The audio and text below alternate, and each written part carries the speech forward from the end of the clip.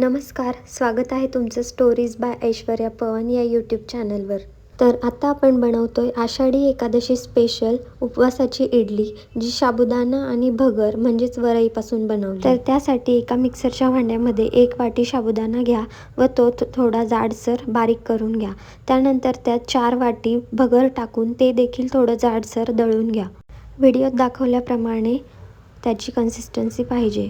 त्यानंतर त्यामध्ये 1.5 वाटी दही टाका आणि विस्करच्या साहाय्याने छान मिक्स करून घ्या. त्यानंतर त्यामध्ये थोडं थोडं करून 4 वाटी पाणी टाकून त्याचं एक छान बॅटर बनवून घ्या.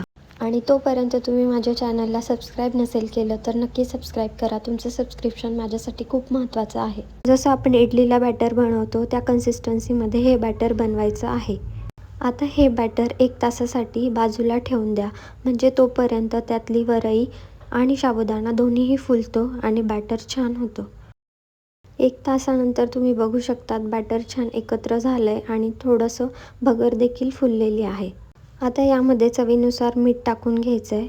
साधारण 1.5 चमचा मीठ मी यामध्ये टाकलेलं आहे आणि व्हिडिओ शेवटपर्यंत नक्की पहा. आता इडली पात्रामध्ये पाणी उकळवण्यासाठी ठेवायचं आहे आणि इडली पात्राला तेल किंवा तूप लावायचं आहे. आता तुम्हाला जेवढ्या इडल्या बनवायच्या आहे तेवढ्या इडलीच्या बॅटरमध्ये खाण्याचा सोडा टाकायचा आहे. साधारण 1 छोटा चमचा मी यात टाकलेला आहे आणि ते एकत्र करून इडल्या बनवून घ्यायच्या आहेत.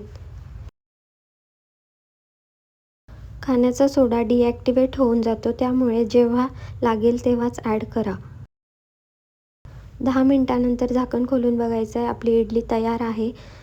थोडी थंड झाल्यानंतर चाकूच्या मदतीने ते काढून घ्या. तुम्ही बघू शकतात किती टम्म अशा इडल्या फुगलेल्या आहेत. आता आपण यासोबतची चटणी बनवून घेऊया. त्यासाठी शेंगदाणे छान भाजून घ्या.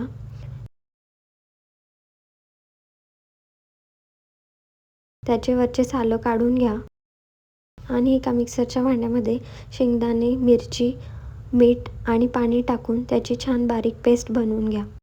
पेस्ट बनवताना पाणी तेवढं वापरा जशी तुम्हाला कन्सिस्टन्सी पाहिजे तसं. आणि आपली उपवासाची इडली तयार आहे.